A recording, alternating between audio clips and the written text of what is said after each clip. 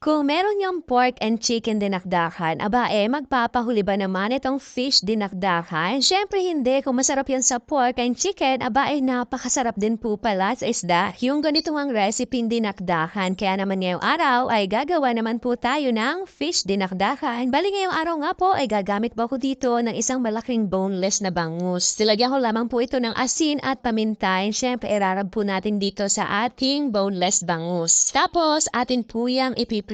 Mas masarap po kapag pritong-prito itong ating boneless bangus. And mas maganda po na medyo may karamihan talaga yung mantika. So ayan, habang piniprito ko nga po itong aking bangus, ay ihahanda ko po yung ating ibang mga sangkap na gagamitin. Naghiwa na nga po ako dyan ng sibuyas, tsaka itong sili, and syempre meron din po ako dyan hiniwang luya. Yung ganito mga recipe talaga namang nahihiligan ko. Dahil bukod nga po sa napatok dun sa mga manonood ko itong dinakdakan recipe, ay napakasarap din naman po talaga yung ganitong recipe. Kaya naman kinumpleto ko nga po, meron na akong pork dinakdakan, chicken dinakdakan, and ito nga pong fish dinakdakan. At pagkatapos ko nga po maprito itong aking boneless bangus, ay akin po yung hinimay na katulad po na papaganyan. Hindi po ganun kalakihan at hindi rin naman ganun kapinuhan. Bali, matrabaho lang po sa ganitong recipe ay yung pagluluto ng pinakang main ingredient natin. Pero after naman po niyan, ay ayan na, ilalagay na lamang po natin dito yung ating mga hiniwang mga sangkap kanina. At sa isang puntasay, naglagay po ulit ako dito ng mayonnaise, tapos konting asukal, liver spread, pero kung wala naman po kayong liver spread at gusto nyo na medyo mas makatipid pa, pwede naman pong i-skip na lang yan.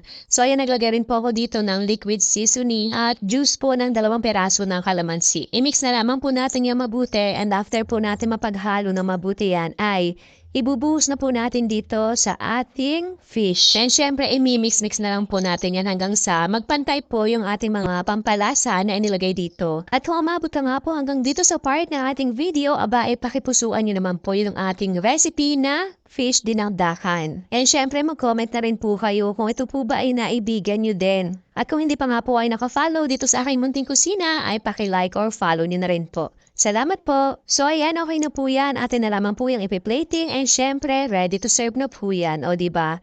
Napakasarap din po pala ng ganitong recipe sa isda. Kaya naman kung hindi nyo pa po nasusubukan, aba subukan nyo na rin po yan mamaya or bukas na bukas din. Dahil bukod nga po sa masarap itong ulam, aba masarap din po itong pulutan, lalo na nga kung mahilig po kayong tumagay. So ayan na po, okay na po itong ating fish dinakdakan na napakadali lang din naman talagang gawin. Kaya naman kung wala pa po kayong maisip na ulam para mamaya o bukas, nako bumili na po kayo ng bangus at ganitong recipe naman po ang gawin ninyo. Serve and enjoy!